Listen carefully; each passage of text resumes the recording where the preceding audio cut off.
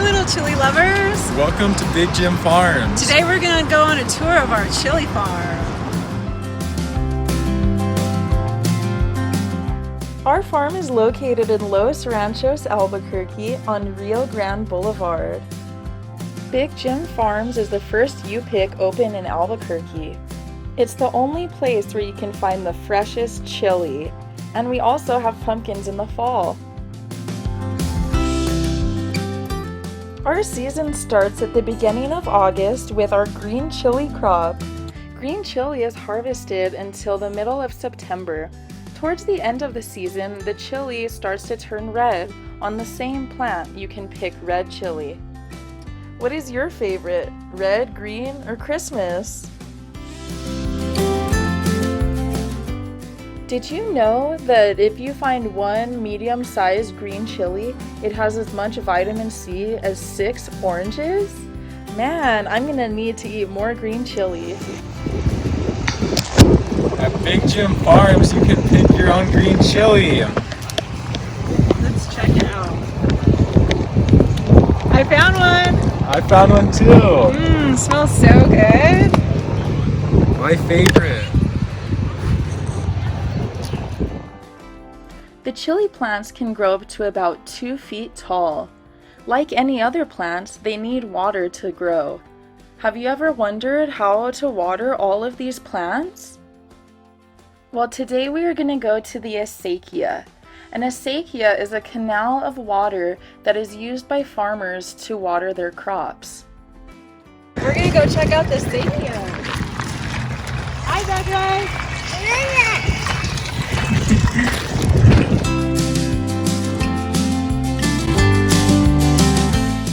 Acequias are common in dry areas like here in New Mexico. They help so that each farmer gets enough water that they need while also conserving as much water as possible.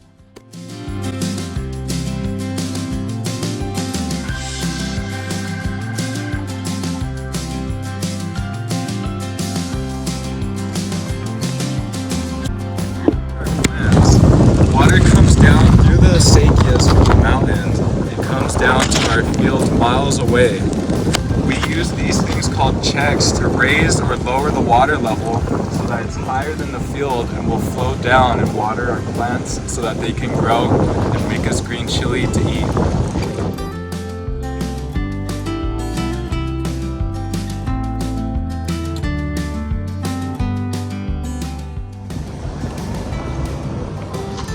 From there, the water goes down through these smaller acequias called ditches.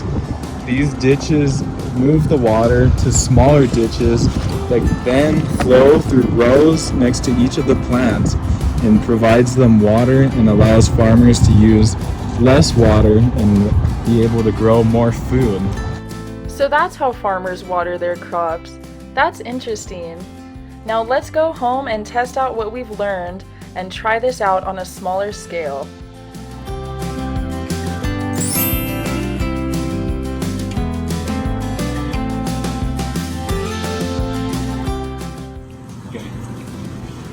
Hi guys, I'm telling you about how you can do a acequia in your own backyard or garden, wherever you have some space. So if you don't remember what an acequia is, it's a way of watering certain crops or certain areas with a water source that's already available. Alright, so they used to use it a long time ago to water farms. They still use it today to water farmlands. And so I'm going to show you how you can kind of make your own, and hopefully you can even water some of your plants with it. So what I use a shovel, and really I just wet the ground. I use the shovel and then I use my hands to dig. Using your hands is the fun part. Right? So if you want to come over here, you can see what I did. I started my acequia right here. I'm going to put my water in here. That's kind of going to be my water source. And I made it go deeper as we went along, because it needs the gravity to help the water flow a little bit, alright? If it just sits in one spot, it'll overflow and then it won't be useful over here where I need it. So, I have a little small channel that kind of goes to this plant, but then I have a bigger one this way. This is deeper also, so some water should go over here, but most of it should go this way. All right.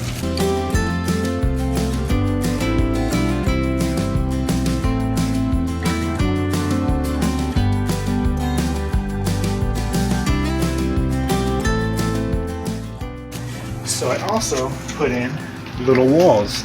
I just used some rocks, some stones that I had laying around the backyard. So nothing that I used here was anything that I had to go and buy or get. I just used the stuff that I had in the backyard. All right. These are like little doors or walls that keep the water from flowing too much here until I want them to. So most of my water is going to come this way down this little main channel. So almost as like if this is like the river, or sometimes acequias have like a little channel that goes off, and they have smaller channels that break off to water specific places.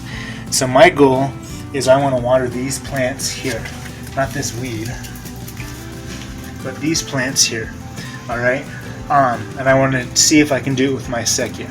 So I'm going to fill in the water to let it flow down here, and when I'm ready, I'm going to pull up these little walls. All right, they're almost like little dams that keep the water from flowing too much. A little bit will get through, all right, but most of it is going to stay in here until I want to move those walls and get the water to flow. So what we're going to do is put some water in here, and we're going to see if it works the way I was hoping it would work. I tried it with water once, but it didn't have the walls, and it worked. So hopefully the walls act as kind of a dam or barrier for that water. So I have my water source ready. A little bit of water got in there already, but I'm going to turn the hose on and fill up my water source. And as it fills up, it should start to flow here a little bit this way, but most of it should keep going. All right, and then I'm going to see if it works the way I want it to.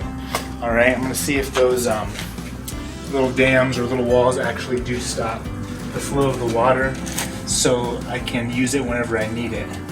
All right, so I'm going to fill up. My water source is already a little bit coming out. I'm going to turn on just a little bit, not too much. And you can see that it is flowing towards that plant. That part's working. All right, so look at this part here. It's a little bit too high. I want to break that part up. Get some of this out of there. So this is stopping the water. You can see most of it's pooling up, but some of it got through.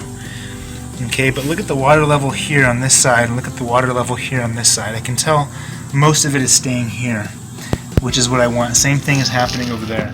So I didn't put anything that was too good of a block or a dam. That second one, a lot of water is getting through. But if we do this one here, if I move this, that water starts to flow a lot more.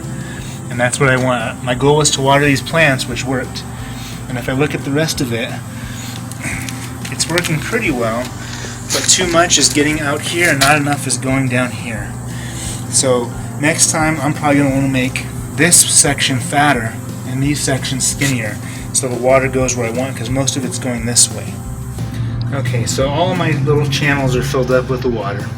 Alright, now I want to do a better job of finding something that fits in there and stops the water better. Alright, and if you want to make something make it even more challenging for yourself, you want to see if you can find an object and a way of moving this dam or this wall without actually touching it with your hand. If you can find a way to make a pulley, a lever, or some kind of screw that you turn and it brings the wall up. Real acequias, a lot of them use one of those methods. A simple machine like a pulley, a screw, or a lever to move the dam and let the flow of water go where they need it to go.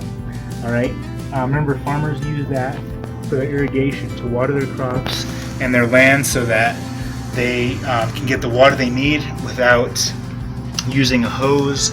They use the natural water source, just like a river, or in the acequia, sometimes you see them as you're driving along the road, just a little tiny, looks like a little stream, but it's like perfect, right? Perfectly aligned because someone dug it and someone made it from the river to bring water to their crops.